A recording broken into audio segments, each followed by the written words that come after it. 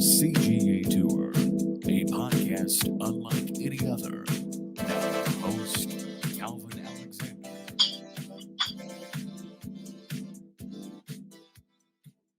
Welcome back to the latest episode of the CGA Tour podcast. As always, here I'm your host, Glen Alexander, and on this episode of today's podcast, I'm joined by Jake Carlson, fellow Oklahoma State alum, who I don't think is too proud as like I am right now to say we're Oklahoma State alums with the football season being 2-2 through 4 games.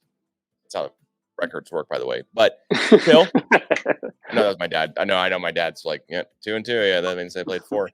But with that being said here, yes, 2-2 through 4 games, 0-1 in conference, 1-1 at home, 1-1 away. That's how math works. Lost 2 in a row, though. So Jake, what's been, because we can get to the Gundy stuff, we can get to everything going on here, we can get to sure how you're doing, we can talk about the weather, but I think let's just get right into it. Yeah. What do you think needs to happen here for this program going forward? People are going to be shocked I'm going to say this, but I think we probably need just a whole new offensive staff. And that's not to say that, I dislike Casey Dunn or dislike our running backs coach or dislike our quarterbacks coach or whatever. That's just to say that's the only thing that's realistically going to happen anyways. Because if we're being honest, that's going to happen this summer, right? Like Casey Dunn's probably gone. If anything, if he's not too prideful or too upset with his current situation, they might say, hey, stay associate head coach, go down to receivers. We're going to hire an offensive coordinator. That could happen. It could. And I don't want to rule it out because I don't know, I'm not privy to their relationship. So I don't know what it's like behind closed doors with them. It could be completely everything's great and they leave football to football and so be it. That's probably what I would like to see happen. I mean, I would like to see Casey Dunn stay. But the program just needs a refresh. I mean, the only thing that would save us from not needing a refresh is if Mike Gundy was Bill Snyder's age and we'd feel bad if we said fire this old man. Yeah. Like that's the only that's the only comparison I have where it's like, get this old guy out of here. But like we can say it about Gundy because he's not 86 and he's younger than my dad. So yeah. We're the same age. I am so annoyed by the quarterback situation for Oklahoma State because that has been Gundy's like calling card, my opinion, every single year. It's been Gundy's had this guy at the helm. This guy's come in and been primarily the starter. There is the Spencer Sanders year after Cornelius was gone. That was like, okay, Spencer's going to take over. There is the Rudolph year where he comes in for the last 3 games of the season for Oklahoma State after we have Dax Garman and others basically at the helm. And that, of course, led to Mason Rudolph starting for a bunch more years after that. But then there's, you go back a little bit more. There's Brandon Whedon, Zach Robinson. Like there's a lineage of quarterbacks who have played for Oklahoma State under Gundy who have been pretty darn good. I don't think this season's going to go down as one of those seasons. We can already say right now it's not. And through the Gundy era, through the first 3 games, this is the least amount of touchdowns an Oklahoma State team has scored since Gundy's become a head coach since his first year at OSU. 7 touchdowns is the least amount of touchdowns. It is the amount, by the way. So we've scored 7 touchdowns through 3 games. Now, I know yesterday we played a 4th. I'm not factoring that one in. I don't have the stats on that one right in front of me. But I was curious here, where the team totals are through 3 games. Yeah. 7. Last year, scored 19 touchdowns through the first 3 games. Now, I know the opponents are a little bit different, but we played Arizona State last year. We also played 2 other, kind of FCS, FBS level teams. So I don't think I'm throwing something weird at the wall here. I think this is definitely like you can see how bad we are easily. We were probably better than all 4 teams that we played. at least on paper, right? And also according to Las Vegas. So take that for what it's worth. We've been favored in every single game that we've played. Except for the Iowa State game this past weekend. We were favored when the line opened. I want to say it was like 3.5 or something like that. But by kick it switched to the other way around. So yeah, interesting. I could be wrong, but that's neither here nor there. I want to elaborate on that a little bit because I was thinking about like the way our offense has changed over the last couple of years. I think we've all kind of seen it, right? We've all kind of seen the offensive identity shift. And I really just wanted to go through some of our coaches because those guys don't lend themselves to the offense we're running right now. And I know people are probably like, well, that's a weird route to go. But I think this has more of an indication over everything else. So we have Charles Dickey. If you want to type his name into Twitter and see what pops up, be my guest. It's going to be some pretty damning things that I'm sure some people have said about him. The only thing that I can attest to is that our offensive line has not gotten better. However, the other thing I can attest to is that our offensive line has never been that great. I was talking to one of my buddies yesterday, and the most successful player that Oklahoma State had come out of their program outside of the wide receiver position is Russell Okung. In my opinion, that's what I would say.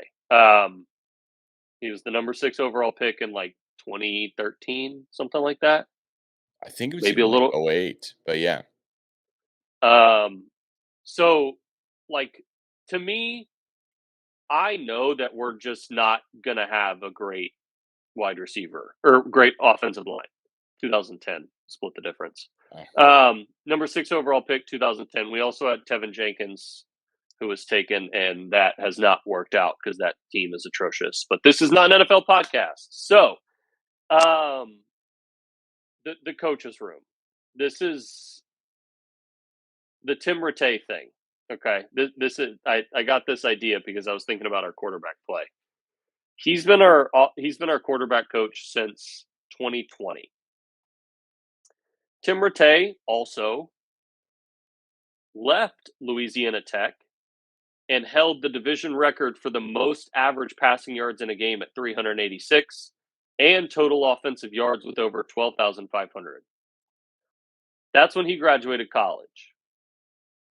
I say that to say, who in the hell thinks that Tim Rattay wants to be running this offense we're running right now? There's one coach. Here's the other one, Casey Dunn.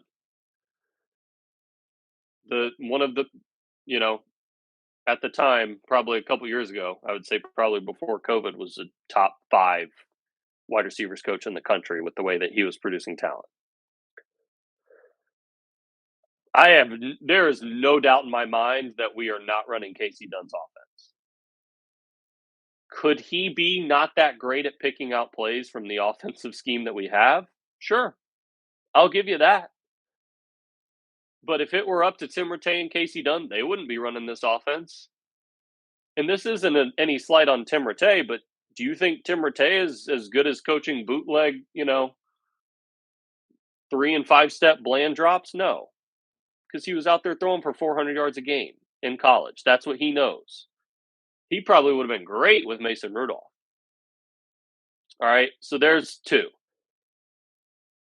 There's a couple others. I mean, the running backs coach, whatever. And then the tight ends, whatever. Sorry. But those 2 main positions, I feel like Oklahoma State has always had really solid running backs on the roster no matter what. Like, I feel like we've always been able to have, whether it's Chuba, whether it's Justice Hill, whether it's Jalen Warren.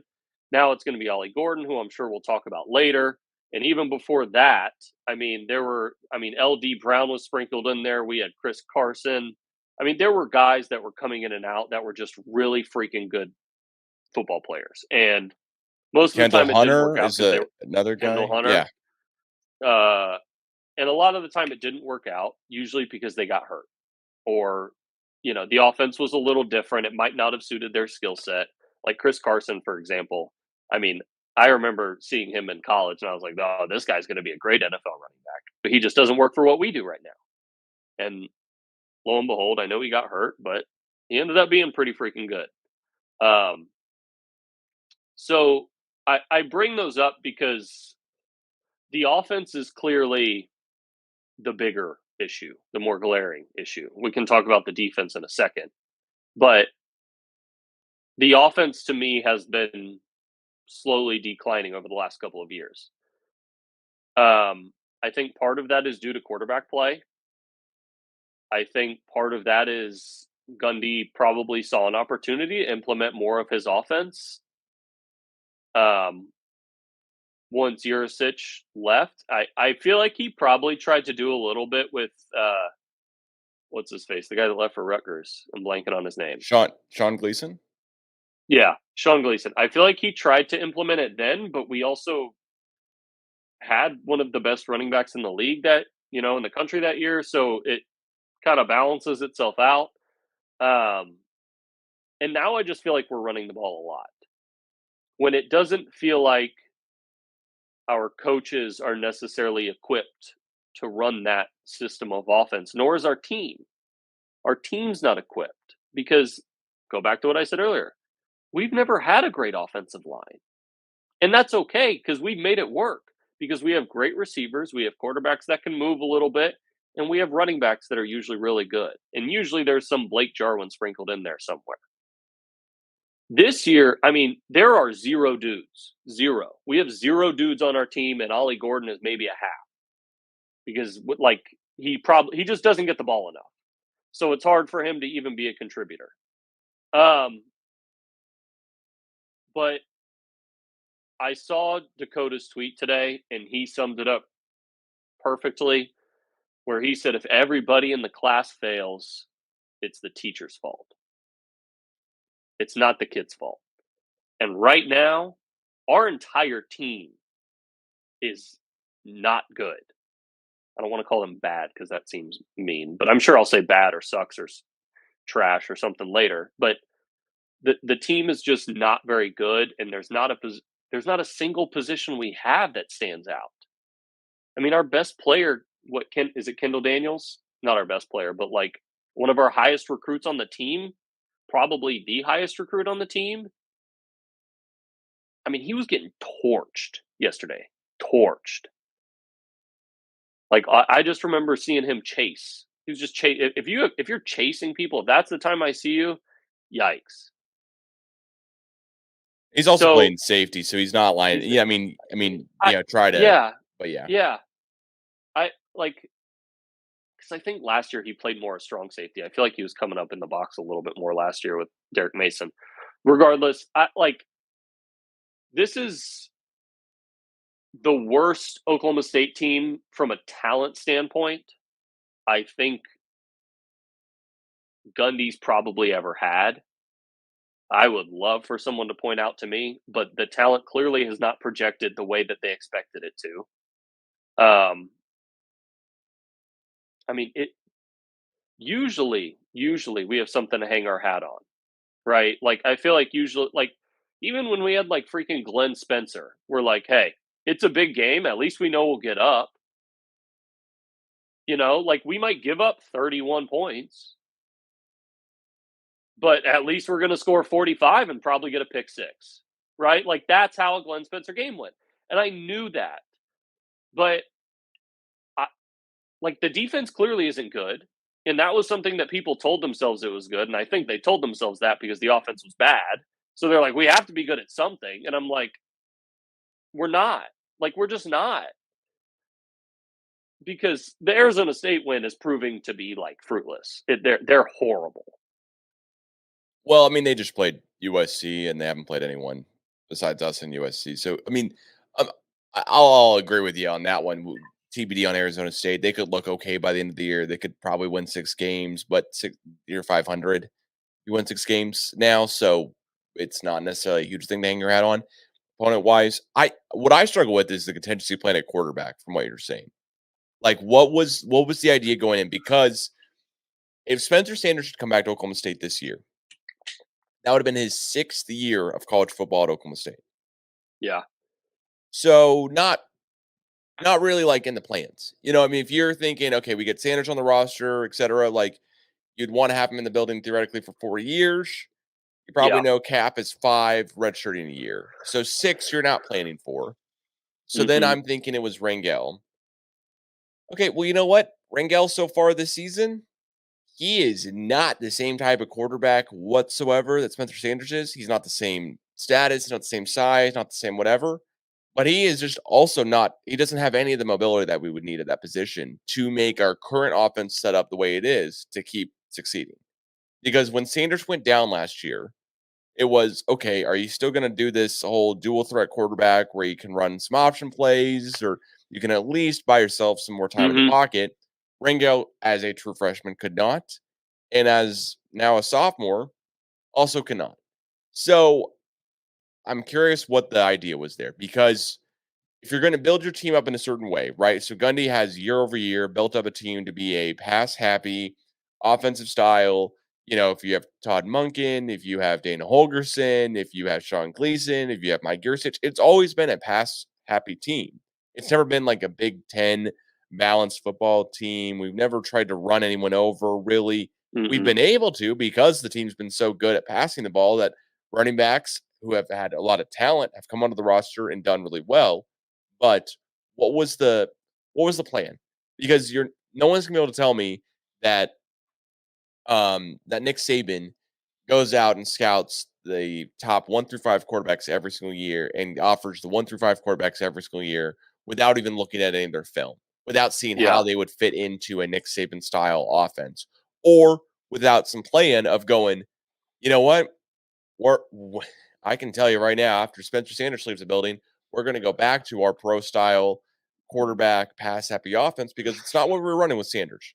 Like Sanders, the, No. the the biggest annoyance, the biggest pain you and I talked about on several podcasts that I would talk about with anyone else is, man, it's just a weird offense. Like I think the issue is that it's a weird offense. The Jim Knowles defense year, we go to the Big 12. It's like, okay, we think Sanders is injured, but we also think the offense just kind of sucks here and there when it really shouldn't. Like it's got pro receivers on it, But the you line was know. really bad that year. That offensive Right. line was horrible.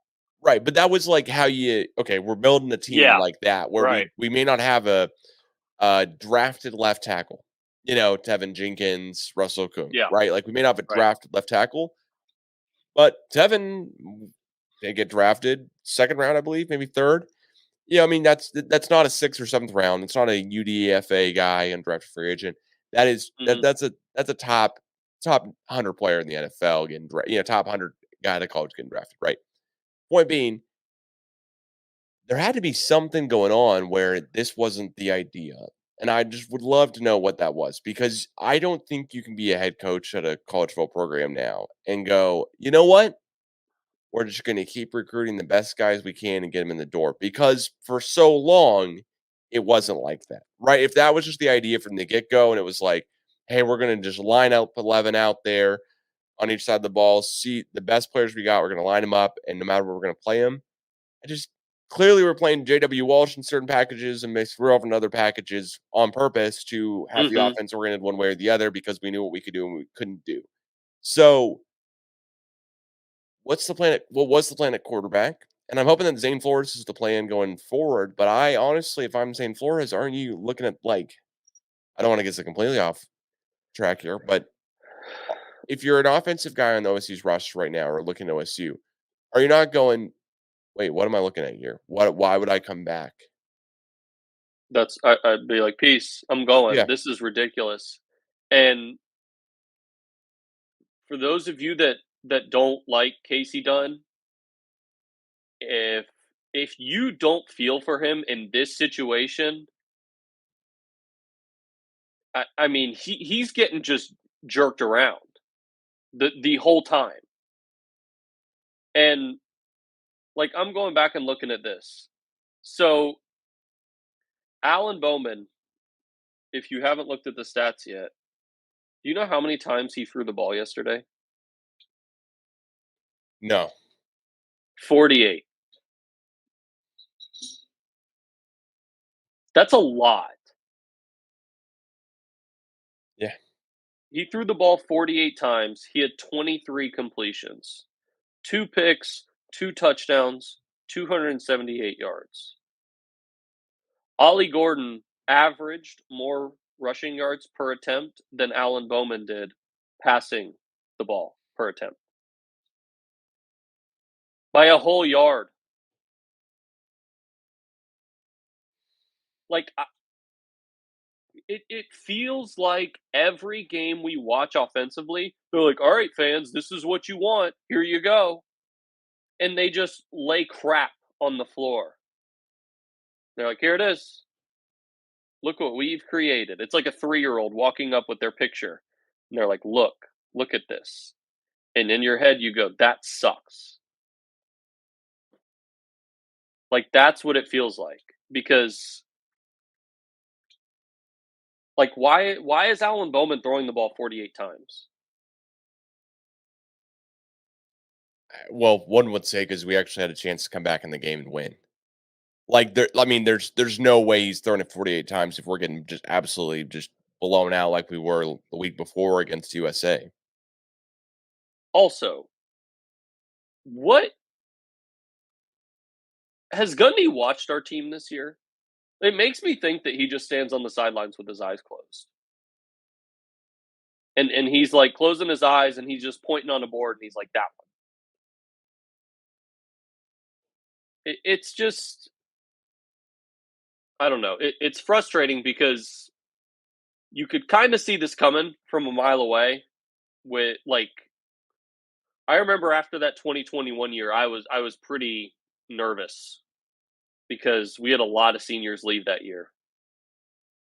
And now we don't go get transfer portal guys. And if we do, they're like D3. We have a lot of guys leave. And then if we do replace those guys, we replace them with worse players. Like, because what? Is it Alex Cobb? Is that his first name? Alex Cobb, right?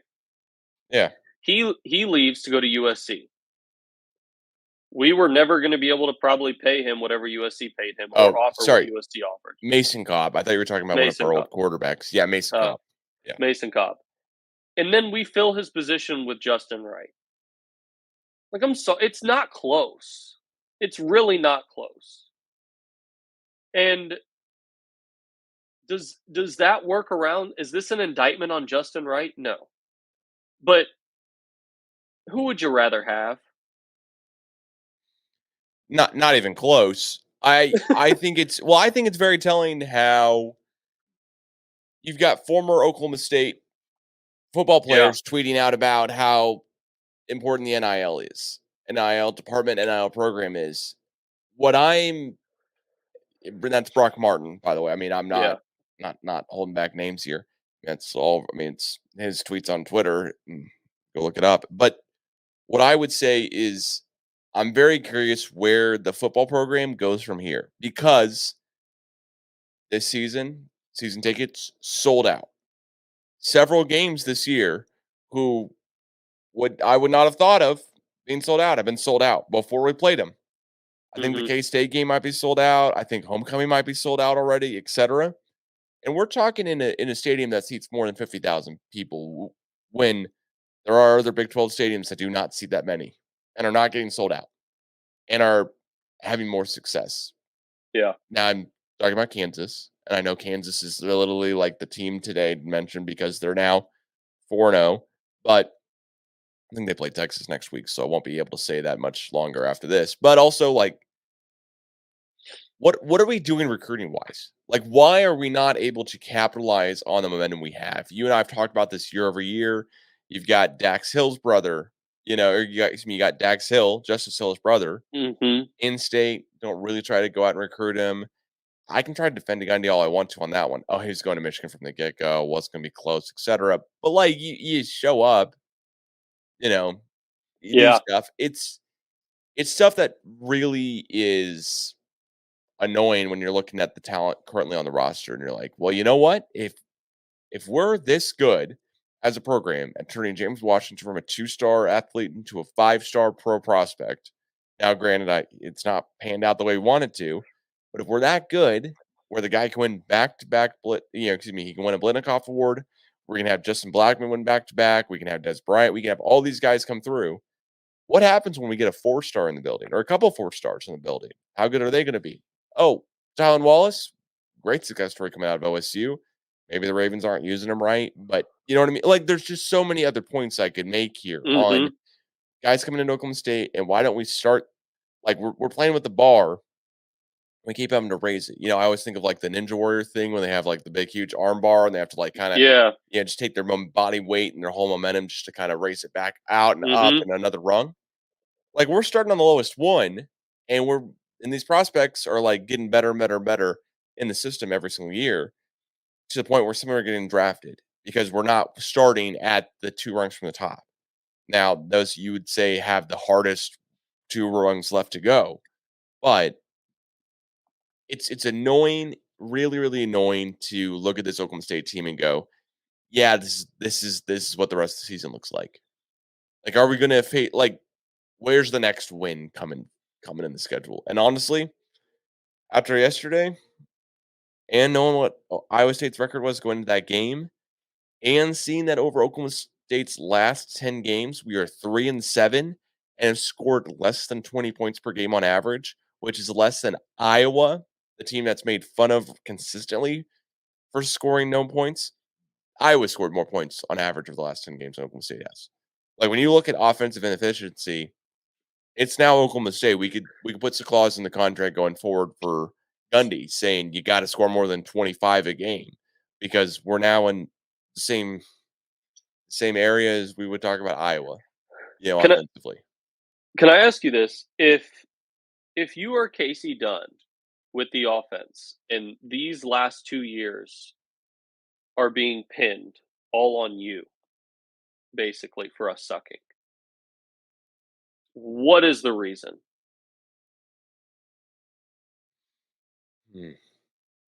Because it like there's a really common denominator between the last 2 seasons of when we've sucked at offense. And I don't understand how this just doesn't seep into people's heads because there's a direct replication of this going on with another team right now.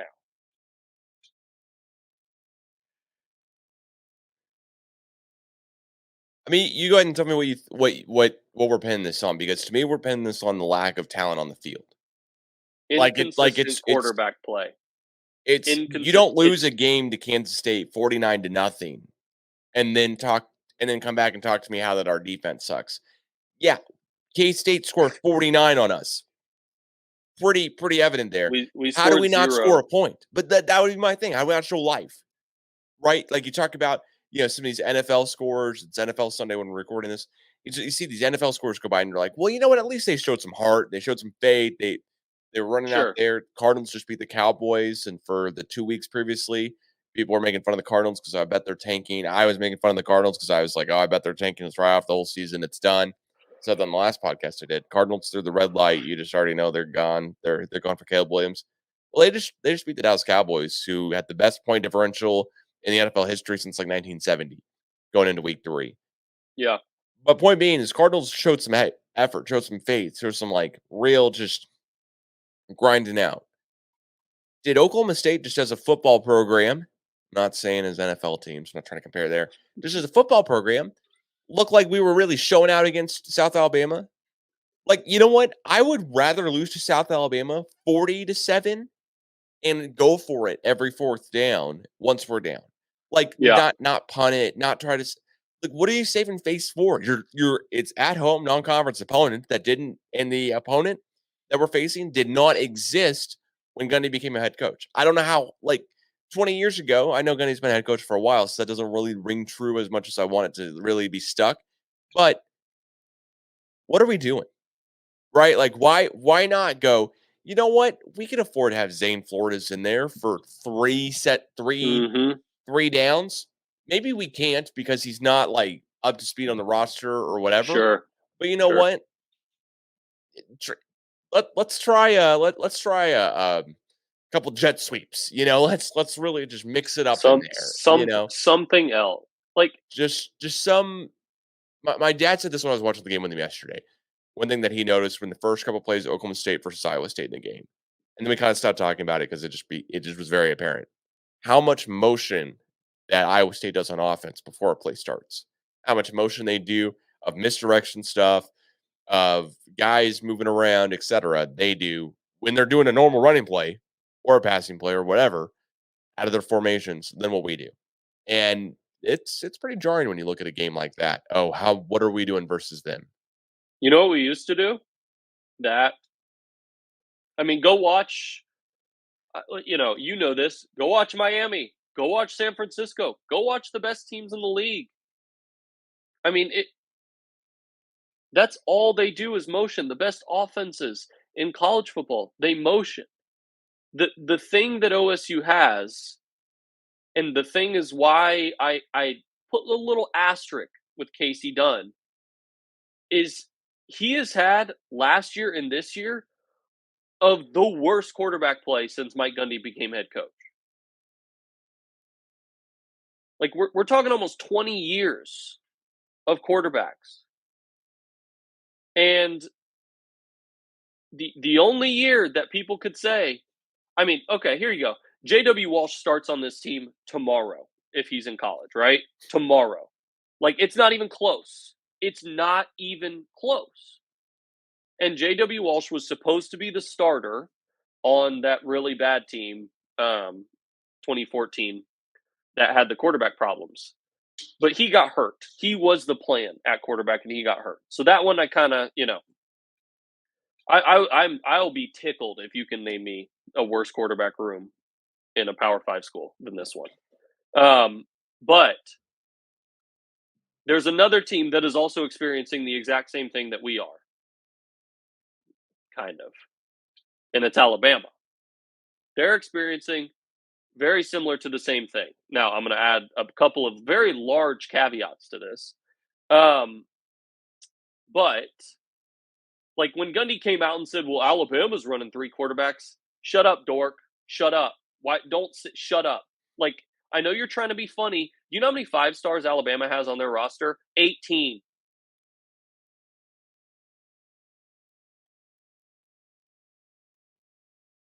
Yeah. I don't know what to tell you. Yeah. And it's like, sure, Mike Gundy, if you were out there recruiting your tail off and we had a really good defense and you wanted to hang your hat on 3 quarterbacks because you were just pretty unsure, you can do that. But who's the one team Alabama lost to this year? Oh, the one with the quarterback. Yeah, like, that to me is yeah. But like Quinn Ewers, he could take over tomorrow at OSU and we'd be better. Like, we'd be better. Well, but of course. Like but I'm just like, there is no contingency plan at quarterback. The only contingency plan at quarterback that it seems like right now is Gunner. That's it. Because, like you said, our offense now lends itself more to a quarterback that can move. We only have one that can move. Yeah. And it's Gunner. It's not Bowman after yesterday. He does have a touchdown run on his record now. Props. But it's not. He's lost some steps. Let's just, like, he's gotten older. He's been hurt. Like, I get it. He used to be able to move better than this, I will say. But it's just not there anymore. And I don't think he's like the worst decision to go with that quarterback, to be fair. Like, for what we want to do, for how pathetic it is, like, is anybody going to be able to come in and make this better? We're not any better with Rangel. We're not any better with Gunner. And we're probably not any better with Zane Flores, because everywhere, like, if they threw Zane Flores out there he'd get folded like a chair because they just can't block. Like, I'd rather Alan Bowman be out there and take the hits. Fair. I would love to see Zane Flores just go out there, just see what we got though, because if I'm worried about him transferring this offseason, rather just at least see what he looks like. You see what I'm saying? Like, they need a full. I mean, the house needs to be uprooted and torn down because I hear people. I've heard the word depth a lot across those good teams. Like when people were talking about Texas this year, who I still think will lose a game, but they talked about how their depth is much better. Yeah. Which I think we've seen. Oklahoma is the other team. Their depth much better. I heard Joel Klatt say that he talked about how like OU would get killed in the fourth quarter last year, and I remember that because I remember we came back against them. We just spotted them 28 points in the first quarter. So, like, I remember those things, and what have those teams done? Those teams have got depth. How do you get depth? You go into the transfer portal. If you want to know somebody else who is also reaping what they sow in terms of this, go look in Clemson and ask those people if they're happy what he's doing when all of his players leave and he doesn't bring anybody in, when I'm sure Clemson has a line out the door to play there. Like, that's probably why they don't have a good guy at wide receiver right now. Their line's not what it used to be. They have DB problems. They have pass rush problems. They're experiencing a very similar thing that we are, and it's becoming precipitous. Where we're both 2-2 now. Clemson has obviously lost to better teams than we have, and they still have a 5-star quarterback on their roster and that kind of stuff. But at one point, we were pretty close, right? Like OSU and Clemson were pretty close there until Clemson took that next step when they got Deshaun Watson. That was the next iteration of Clemson, was the quarterback to kind of change the culture, and then Trevor Lawrence did as well. Because like they had Taj Boyd, they had CJ Spiller, but the whole thing similar to Georgia, where it was like with Mark Richt, those teams were winning 10 games a year. You know what happened? They fired their coach. They fired their coach at the right time for not keeping up with those expectations. And we have dug ourselves too deep with a $35 million state money buyout for this fool. And we're going to be bad for the next couple of years because of it. Because there is no plan. There is no plan. There's no plan. The only plan is if Gundy immediately switches his thinking about the transfer portal. That's it. Well, okay. There is something though that in me wants to at least say this about Gundy. Last year going into it, we were at one point, weren't we 6-0? Yeah, I mean 5-1, right? Like coming around to this season, I think everyone should have had a little bit, including myself. I'm saying this, and said, "Wait, Bowman played college football against us in 2017." Right, I should have been looking at it a little bit more and gone, "Is this the guy I want at quarterback? The guy who played against us like going on now 6+ years ago?"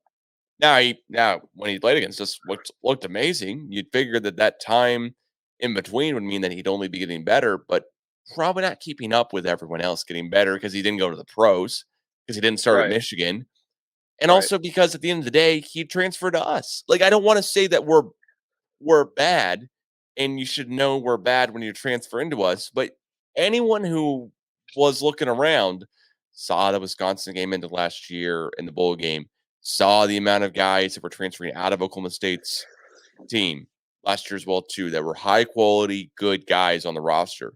Now, did we get a Michigan State running back transfer? Yes. Did we get a couple of other wide receiver transfers? Yes. But when Trace Ford and Mason Cobb left, it was a little bit like, okay, what's going on here defensively? And it made me think, okay, offensively next year, this has got to be the Ollie Gordon show. It has to be, because he's the guy who gave me a lot of hope last year, during the season and all type of stuff. And he's the guy who I ended the season going, there's the hope. There's the hope I got for next year. It's Ollie Gordon, Jaden Nixon a little bit, and Garrett Rangel with another year under his belt, because this was before I even knew Alan Bowman could transfer to Oklahoma State, or was thinking, or was where we were looking at transfer quarterback. Now I think it's the time to go. Garrett Rangel starts for Oklahoma State for the rest of the season, because Alan Bowman, all due respect, props on transferring to Oklahoma State, props on giving her off the program. I don't think that you're playing that poorly. I would have much, much, much rather you started week 1, 2, 3 and played every single snap, because a lot of the snaps I saw yesterday made me go, oh, his timing's just a little bit off. Oh, he's, with the receiver. Oh, it's just a little bit of rust, whatever. But now that we're 2-2, and I'm basically looking down the schedule going, the easiest team that we play going forward here is K-State, Cincinnati.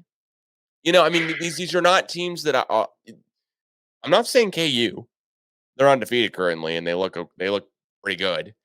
K-State's 3-1, and they don't look that bad either. They lost on a last second 60-some yard field goal to Missouri at Missouri, right? Like, I don't think I'm really, but what I'm getting at is we're done with the easy opponents. So until now we play BYU. I mean, the last game of the season that we're sold out, by the way, just in case anyone's curious, there are 8 tickets left on Oklahoma State's site for the K-State game, the next home game.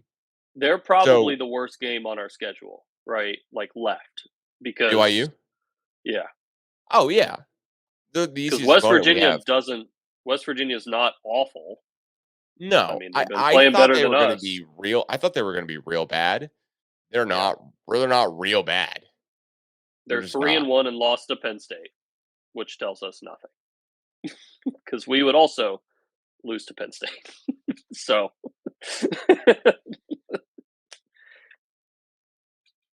I mean, I think, I went and looked at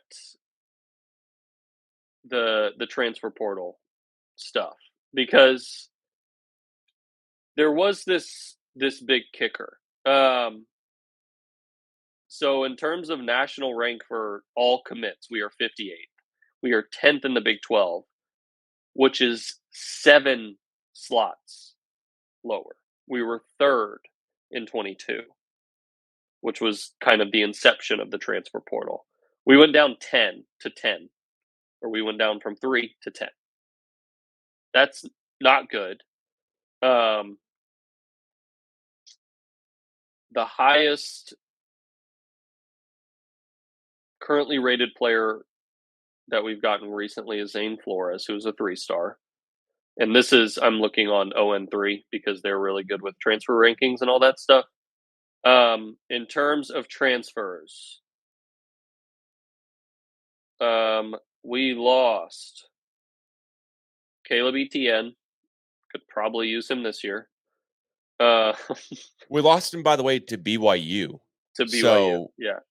And he's from that wasn't Louisiana. that odd to me. Yeah, but Caleb, when he transferred, I wasn't like, oh man, we're losing him to USC or whatever. I was like, fair. BYU, okay. But go ahead. Yeah. We got a couple guys from Tulsa. Elijah Collins, who apparently wasn't that great at Michigan State. He was 3rd string, I think. But they usually have decent backs. So, by the way, I did call him Nick Collins. It's Elijah Collins. Thank you. This Arlen Bruce kid, I don't think he's played because I think he was gambling on football games. I think that's why he's sitting out. Or, like, I haven't seen him. Have you? Has he caught a pass? No, he's not. He's not playing. He's still on the roster, I believe, as far as gets a scholarship. But I think the idea is hopefully he can come back next year at this point. I mean, we're 4 games into the season. Like, what do we, Yeah. Bryson Green left to go to Wisconsin. John Paul Richardson left to go to TCU. Stephon Johnson left to go to Houston. We had some guys leave to go to Tulsa. Thomas Harper went to Notre Dame. I wonder if he's playing. That'd be pretty cool. But yeah, I mean, I think this is the other thing is like, I don't know if those names stayed, I don't know if we'd necessarily be any better. Right? Like, Wait, hang on. No, I mean, I think we'd be better. We might have beat Iowa State because we only lost to them by 7, but I think we'd be better. More talent on the roster. I mean, if Thomas Harper plays, like maybe he gets I mean, I'm willing to go. I think we'd be better if we had kept I guys think on our roster. we'd be better, but like, unless Spencer Sanders stays and is healthy, I mean, it's, offensively at least. Sorry, but under sub 50% isn't cutting it to John Paul Richardson. Fair. No, Because that's why you always draft a wide receiver in fantasy with a good quarterback. It just, like, they can only do so much. So I think we're at a point now where we have to make a decision. And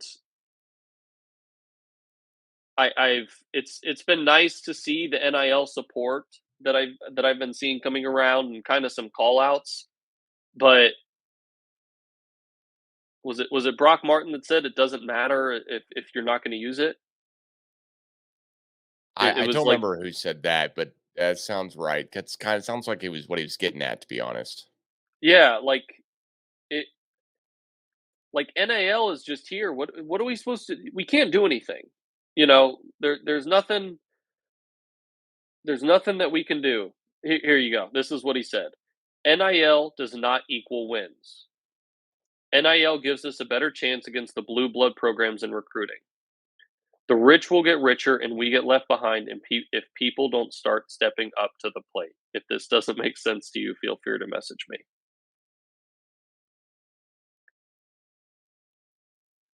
I mean, that's he's saying, hey, our coach doesn't recruit with NIL money, by the way.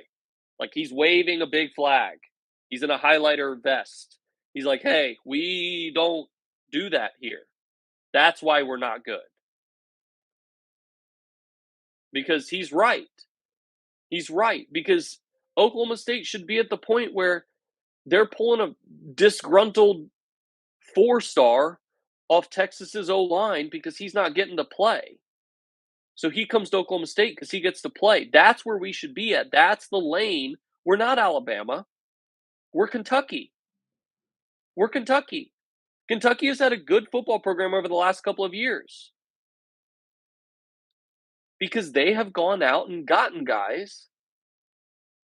I mean, they went and got Devin O'Leary from NC State, who is said to be an NFL quarterback. I didn't see it, but he's better than anybody else we have on our roster.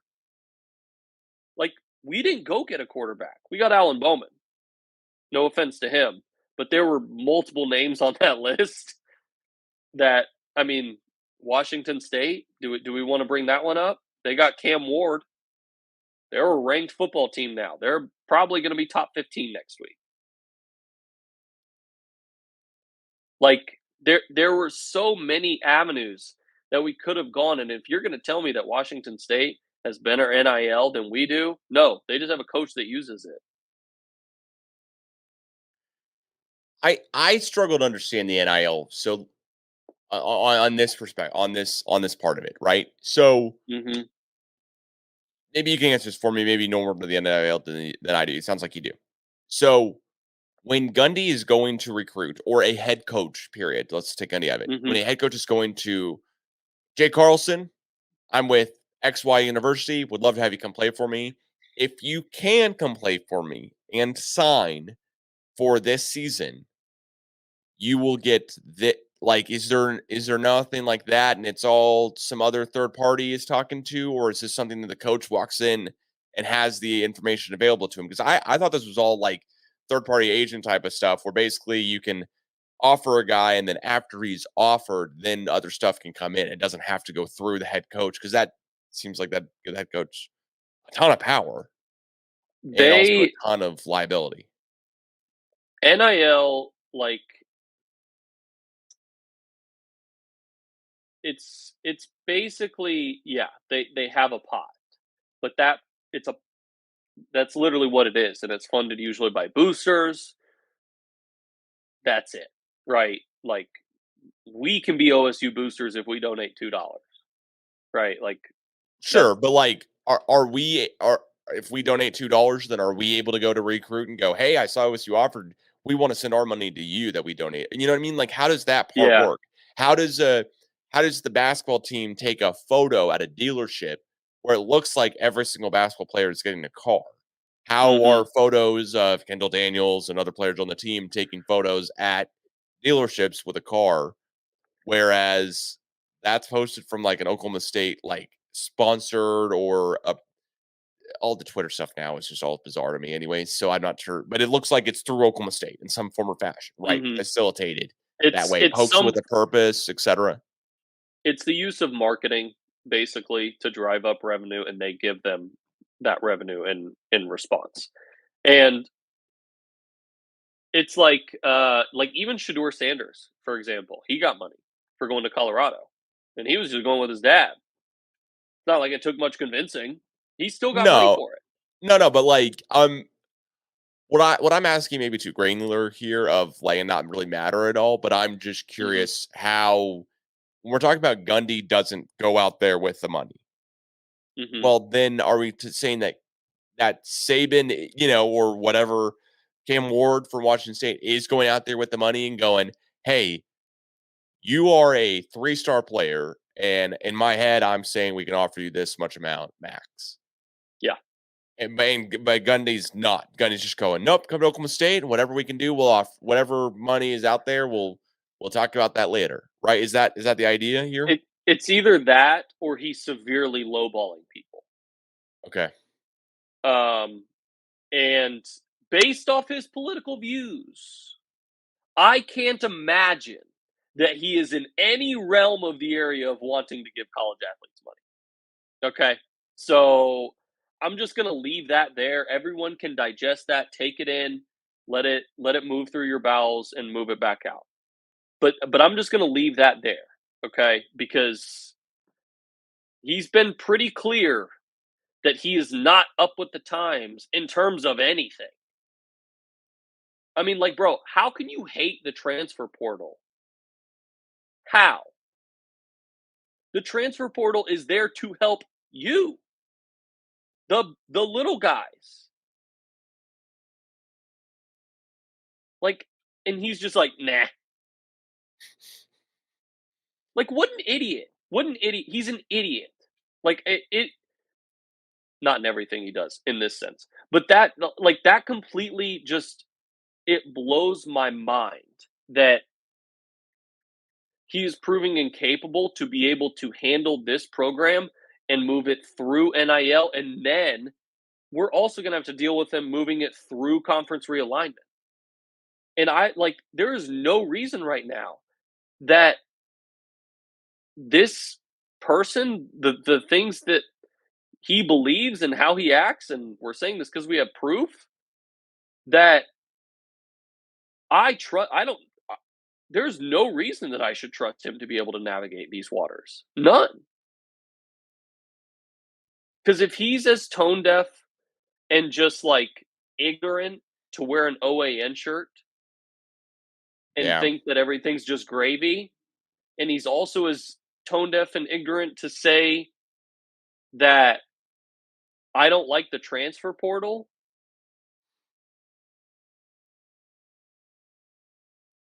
like Well, then he's not going to get. But he how, and that's how you know his seat's not hot. It's my ice thing cold. that we know he's getting recruits still. So how, like, in the age of this, you Yeah, know, how does the guy really get recruits in the age of NIL if he's not recruiting with NIL? Like, because because we're you get 3-star recruits, you pay 3-star money. okay. That's he doesn't want to pay 5-star money for anybody. He wants to pay 3-star money to everybody. And that's why we don't get those guys. I mean, the days of Jeremy Pruitt passing out money in McDonald's bags is gone. You can do it for like in the wide open. I mean, there were rumors that the freshman quarterback that went to Tennessee, I don't know if this has been confirmed, but the Nico kid, he's Oh a yeah. freshman at Tennessee. There was a rumor that, and it's a pretty sustained one that I've seen, that he and then I think some of his family members all got to pick out G wagons from Mercedes of Knoxville. And like, yeah, I know that Stillwater does not have a Mercedes dealership. I'm aware, Well, but but Oklahoma that's City not does. the It's point. not. Yeah, That's it's not the not or point. not. Yeah. I just feel like if that were happening, we would know. Like that would, like, at Oklahoma State, that, as you know, that school's not big enough to be able to fly by that easily, right? But maybe at a school like Tennessee, all the players might have G wagons and Hellcats and lifted Jeep Wranglers. I don't know. They might. They might. And maybe, sure, maybe some of our players might have Challengers, because I know that there's the Dodge dealership down the street. There's Barry Sanders. I mean, the I'm sure they get something from that, because I've seen I want to say it was a picture of Ollie where he was oh well, I mean, Kendall Daniels had a photo with like a at, GMC truck. All the players on the basketball team have had photos like with SRTs and all that dealerships. stuff. Yeah, Yeah, yeah, with Dodges or what I and mean, so like whatever it I is. I've seen that. It's just I this is the big confusion as an Oklahoma State fan. And I think you can agree with this, and I'm sure the other people that listen to this can also agree with it. We have been doing construction on that campus since I was there, and even before then. It's construction in perpetuity. We have the money. We've been building brand new uh, baseball stadiums, softball stadiums, the football facility, the football stadium, the renovation of the basketball stadium. We have a brand new performing arts center. There's all of these things that have been built. And I know that sports isn't the end all be all, but I hate to break it to people, those buildings cost a lot more money than a 5-star athlete does. A lot. Well, yeah, but let's say, for example, that there's that Oklahoma State is putting plenty of money in the NIL deal, Yeah. right? Let's say that the NIL deal. Let's say that we are doing it, because it sounds like right now we're just not. Like the money's just going everywhere else it could besides there. Yeah. Let's say it is going there. Why do you think in basketball we're killing it at recruiting? I mean, we just got a 4-star guy yesterday, Jeremiah Johnson, who, if you haven't seen the movie Jeremiah Johnson, thanks, Dad. That was a fun trailer to watch. It's a great movie, apparently. Has the same name in it. I would watch it if I were you. Jake, I'm going to watch it tonight. I'm prepared for a quiz in the future here. But I got to say, basketball recruiting, it's not like we're not getting Cade Cunningham. And I think Boynton might have gotten the Oklahoma State job because we're getting Cade, or who knows, whatever, right? Like, that one, I'll maybe chalk that one up to an anomaly, because you don't see a number 1 overall recruit, 5-star Yeah. guy, go to an Oklahoma State of the like whatever area we're in. That's usually when, like, for example, like Dorial Green Beckham, one of the highest rated recruits ever in the history of college football, went to Mizzou. Yeah. And like, he didn't go, Yeah. you know what I mean? It just doesn't. Yeah. And now, Grant, his stuff off the field and has derailed his whole career. Cade is not this. I'm just trying to throw out, like, why in football are we just, because if it's Gundy, then what's next? Because if the answer you got, which I think I know, the answer Hmm. is it's Gundy. It's Mike Gundy. He doesn't recruit that well. But at one point we did get Mason Rudolph. At one point we did get Spencer Sanders, who, whatever you want to say about Sanders, you know what? Texas Gatorade Player of the Year. Hmm. Like, not, I'm sure we weren't the only one trying to go after him. And then when I looked through the other day to see all of the Oklahoma State recruiting rankings, I looked on 247 Sports. Maybe they're completely Hmm. outdated. Maybe on 3 is the place. But when I looked at 247, Oklahoma State was in the 30s to 40s basically every single year going back for quite some time in recruiting Mm-hmm. rankings. So it's not as though these past 2 years we've been 50. It just seems like the NIL and the transfer portal is what we suck at and what we haven't adapted to. So why? So if we haven't because it's Gundy, Yeah. what do we do about it? Like, is there anything like, is it just you and I go, hey, sponsor the podcast. We'll donate every single dollar it sponsor the podcast to Pokes with a Purpose. And you know what? This will be, this is how we get, because it doesn't seem like it's that deal either. And we're Mm-hmm. getting basketball recruits. We're definitely getting baseball recruits, Yeah. right? And NIL money or not, transfer portal or not, where guys are coming into the program. I think Mm-hmm. basketball this year could be decent. I don't think we're going to have a top 5 program in the country. I don't think we have a top 5 program in the Big 12 next year. Mm-hmm. Sorry. I wish I could say different. But we're doing okay in basketball and baseball. We're actually doing really, really good in baseball year over year. We're not winning the Big 12 every single year. So it's annoying, I'm sure. But what's the next thing? Just get rid of Gundy, Baseball. go for Zach Robinson, who's getting paid $600K a year from the Rams to be their assistant offensive coordinator, I think it is, or he's splitting duties offensive coordinator for the LA Rams. I don't want to hire anybody that has anything to do with Oklahoma State's program. Go on, Like, because I think every Oklahoma State fan would disagree with that. You're 100% right. You're right. But we've got to stop like the keep it in the family crap. It's just not it's not always fruitful like people think it is. I mean, I would love to know how many coaches, like, why do we have to hire somebody who either went here or coached here before? Why? What and I'm sick of we don't want to just be another landing spot. Every school in the country is just another landing spot unless you are the head coach of Alabama.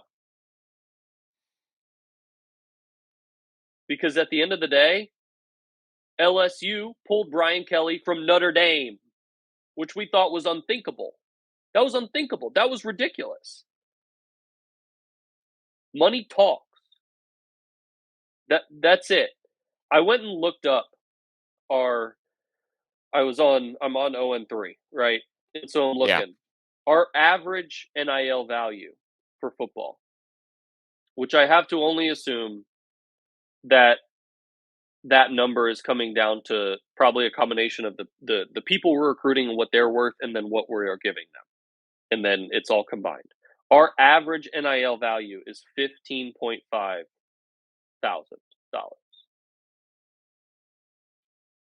Doesn't sound like a lot. Like, that's a quarter of a Dodge Charger, right? Well, but like, Or how a do we compare quarter that to KU and football, or I'm getting there. Yeah. Okay. Perfect point. I've got Kansas pulled up. Kansas average NIL value is 21,000, which tells me that they're willing to pay more than us.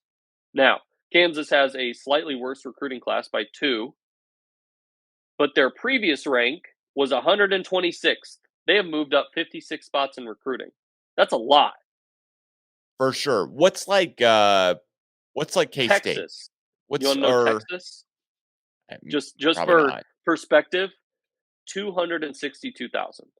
Okay. Yeah, that's seems like a lot more. Oklahoma State for basketball, because you can look this up too, is 26,000. That's higher for basketball than football, which I guess would make sense because there's less players. Period. The average NIL value for Texas basketball is 7.9 thousand. So that should to me, that just tells you where their money's going, right? Like that's what that tells me.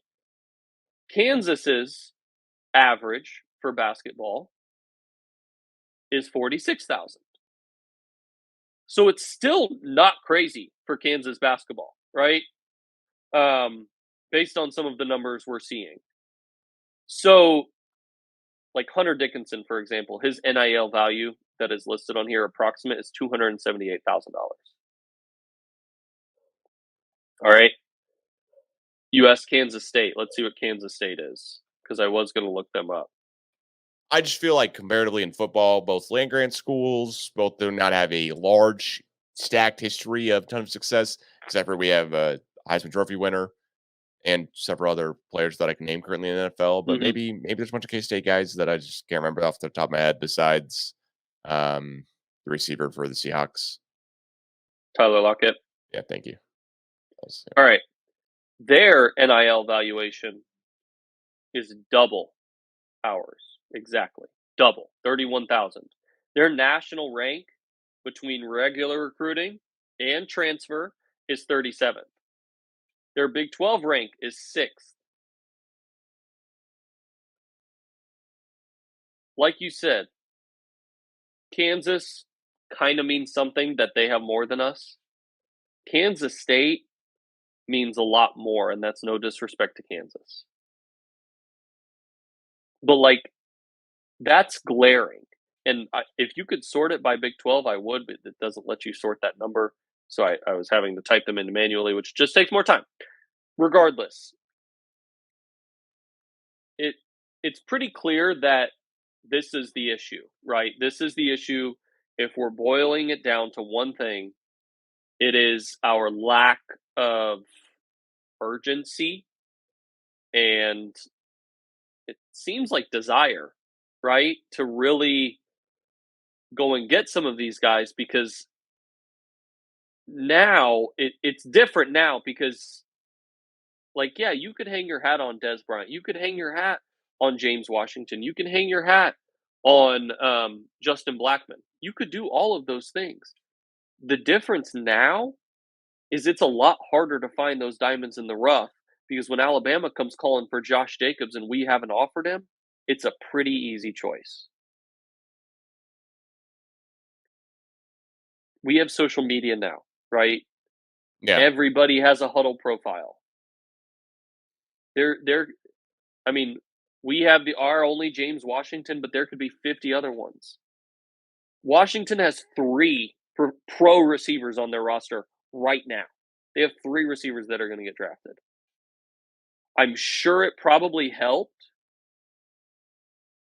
that they got to go play with Kendall DeBoer in a really fun offense, and they got to go play with Michael Penix in a really fun offense. I don't think it's a coincidence that we had wide receivers start leaving once our offense changed.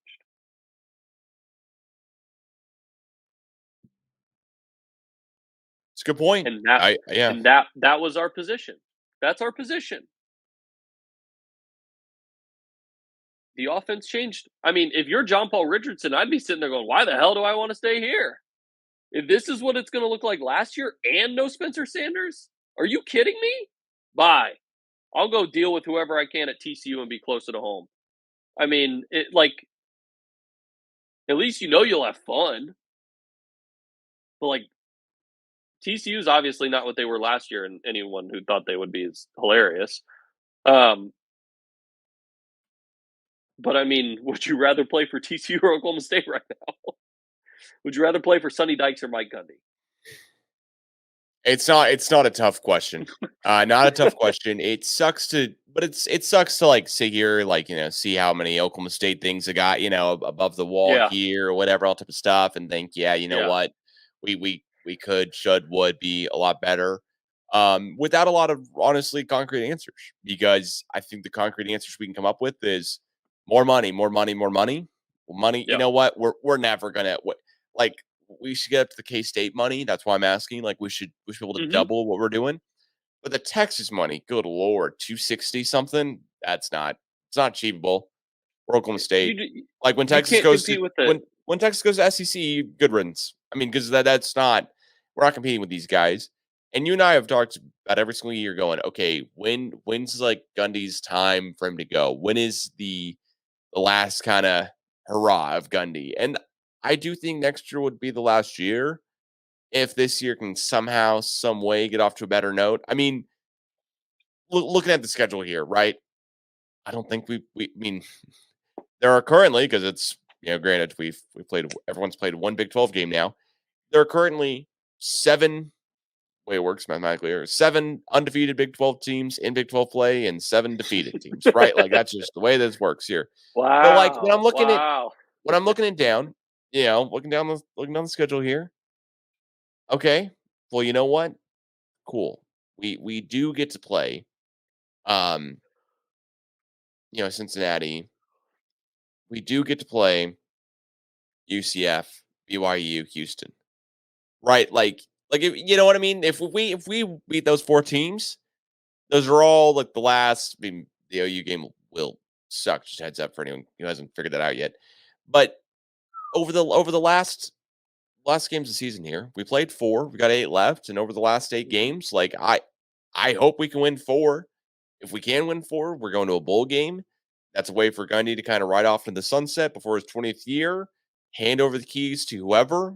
And I would say this just as a final point on the Oklahoma State allegiance of as an Oklahoma State grad, yourself included here, I know, but Mhm. as an Oklahoma State lifelong fan, would I rather us hire a guy who has ties to Oklahoma State or not?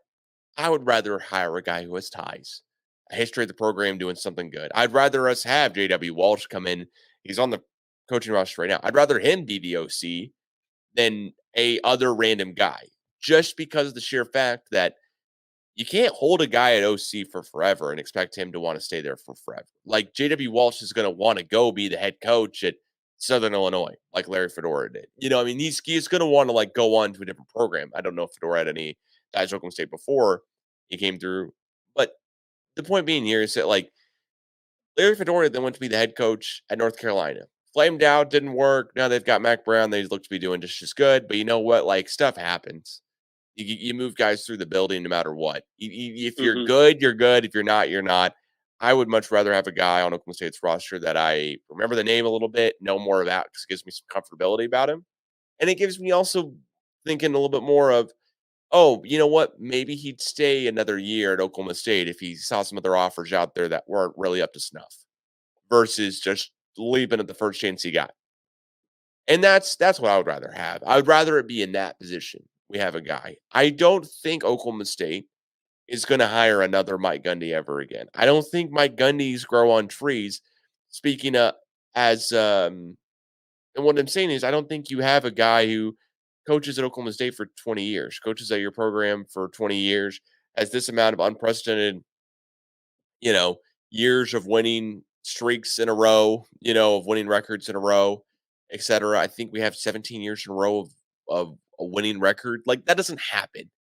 You don't have the former OC become the head coach, then coach the program for 19 years, and then have a winning record for 17 of those years or whatever. Mm. I think it's close to that. He's an anomaly. He's an anomaly. I don't think Oklahoma State's going to do that again. So that's why I'm not you know what? Hey, if Derek Mason next year was man, he coaches a defense to undefeated, gets every single kid to come with him.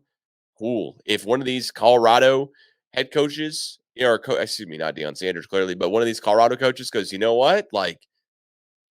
Oklahoma State we could hire Colorado's OC right now. This second for next year. And all of a sudden, I don't know, some of the guys from Colorado want to transfer to us and we get some notoriety and publicity and it ups our resume a little bit because we know we're going to play in the same conference, et cetera. But we've historically been a lot better than Colorado over the past 10 years. No ifs, ands, buts about it. They won 1 game last season. They've won 2 so far this season, and that's crazy for them. So I'm going to plant my flag. I would rather Oklahoma State hire an Oklahoma State guy, but I'd also rather us just move on from Gundy at this point. I'm good with it. I've seen what this is. I'd rather us move on from Gundy. It's. I don't think it's a Casey Dunn. I don't think it's a defensive issue. Whichever defense coordinator you think is currently at the helm, because 2 heads is not one. We just all know that somebody's calling the defensive plays. Yeah. It's not Brian Nardo and and whoever else, right? So with that being said, I would just rather us move on from Gundy, see what else is out there at this point. I think the most terrifying thing that I see is it doesn't look like we play as hard as we used to. which goes back to what Dakota tweeted, right? Like, it just looks like there's a collective, like, just meh. Like, it doesn't look like anybody really wants to be there. And I'm not trying to attack the players or anything,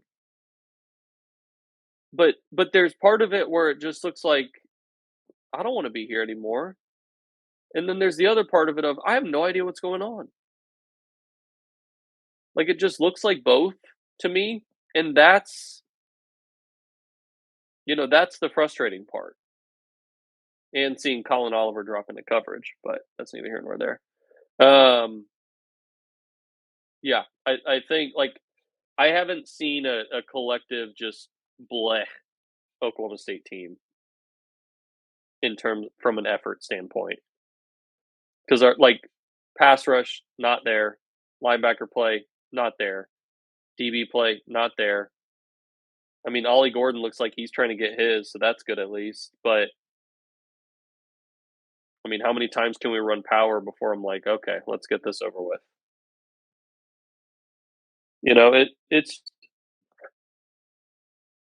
It's not great. It's not great. It's not, but I think it says a lot that both of us are saying, "Hey, season's over. We're ready for a new head coach, and we're 4 games in and still have the chance of if Oklahoma State blew everyone out of the water and won every game the rest of the year, would win the Big 12." Like you and I are both saying right now, we're Yeah. already calling it 4 weeks in. I think that's what is that's the key point of this. All Oklahoma State fans are saying already 4 weeks in, one game Mhm. into conference play, burn it all down, start over. Like that Yeah. that I think is a huge sign for the program and for every Oklahoma State fan, for every supporter, etc. That 4 games in with 8 games left on the schedule, we're already like, yeah, on to basketball. We're just I mean, and this isn't to, like, slight other programs. I think Oklahoma State fans are very in tune with the program because it is a smaller school. Like, Yeah. I wouldn't call it small, but it's smaller than I think most people probably think of it on the outside. And so that part's interesting, and it always feels like, somebody knows somebody within the program, or knows someone within the athletic department or whatever. And so, like, you and I hear things and we're like, okay. Like, obviously there's information that we're not privy to put on this podcast for obvious reasons that we hear. That's what Dakota's for. So, there is that aspect of, like, we're pretty in touch with some of the things that we hear and what goes on, and that almost makes it more frustrating as well. And it makes it frustrating to see how hard your basketball coach works. And it makes it frustrating to see how hard some of the other sports work. And then you go over to football and it's just bland. It's stale. I mean, at least we might not be great this year in basketball, like you said, but at least Boynton's bringing players in. We'll be entertained, hopefully. But, like, this year, I mean, the people that had any semblance of hope probably know now that they were lying to themselves. Me, I predicted us to win 4 games. This is not, and this isn't like I was right, but I predicted us to win like 4 to 5 games this year, with many of those new additions of the Big 12 coin flips. And everyone was talking about easy schedule, and I'm like, schedule's only as easy as our team is. And right now, they're pretty easy. Team's pretty easy. Iowa State scored 7 points against Ohio. They scored 34 against us. They allowed 10 points, though. They allowed 24 against or 27 against us. Better that. offense than Ohio. Better offense than Ohio. We'll take it. We upped our average. We were not averaging that much. Speaking of Iowa State, last thing, because this was the other school, they are at 25,000 NIL value. Are we at the worst in the Big 12? Then if I had to take a guess, it's bottom 3 at least. I don't know what other schools would be down there. I don't know what Houston is. It's not. I feel like we've seen the schools that we need to see to feel worse about ourselves. So fair. I don't want to open up a can of worms here, just because I know an hour and 20 minutes in, probably everyone's tired, including myself, of hearing my self-gripe about the football program. So I'll say this: is there any chance that Gundy is playing to the audience he knows he has? Like, is there any chance that Gundy knows this info and goes, "Why not? We don't have a ton of money, so I'm telling everyone this is what we're doing until we have the money." This is my thing. If it would be a shame if Gundy is too prideful to say that. It would be a shame that if he is letting, and I'm not saying he is, but this is the first thing that popped into my mind. It would be a shame that if he is allowing his disdain for NIL and transfer portal and all of that stuff to take over from the fact of him just saying, "Hey, we don't have the facilities for this," and I mean not as in actual structures, but facilities. Like we don't have what those other programs have. But this is the thing with him. He's always so candid about everything that if that were the case, I feel like he would have said it already. I feel like he would have said, "Hey, sorry, we can't compete." But like you said, there is no excuse for not competing with Kansas State and Iowa State. There's no excuse. And even Kansas in football. I mean, you're telling me we don't have enough money for that? Seriously? It seems like we don't. From the numbers you're telling me, it seems like we don't. Or it just seems like we're selling ourselves short. Like I would love to know if any of that donor money if that is taken and put into staff salaries. I'm sure someone could look that up because it's a state-funded school, and donors for a state-funded school act as gifts. That's why, for example, Michigan State's boosters were able to pay off Mel Tucker's buyout. I don't know if we have the boosters for that. You might be right. We definitely would not pay Mike Gundy $35 million for a buyout. You can book that. You can book that for sure. They let Travis Ford coach another year because they didn't want to buy him out. This was like 8. I know that was years ago, but still. Still. That was when Pickens was alive. True. Well, Jake, you know what? With that being said here, I'm going to try to end out the podcast on the best note we can with at least one of us laughing, right? So, that being said, please follow at CGA Tour on Twitter and Instagram for more, and we'll catch you guys again soon. Hopefully with a little bit better of an attitude. But no game next week. So gotta be a better attitude. Gotta be a better attitude. Maybe we need the week off to kind of recuperate here. Hopefully I can come to you with an Oklahoma State game day report, though. I'm trying to go to that game against Kansas State and Stillwater. So yeah, we'll see. Thanks so much for everyone for listening and support of the CGA Tour podcast. Please follow at the CGA Tour on Twitter, iTunes, Facebook, Spotify, Instagram, and share the podcast as much as possible as we try to grow this to be a little bit better than it is. Thank you again. We'll catch you guys again soon.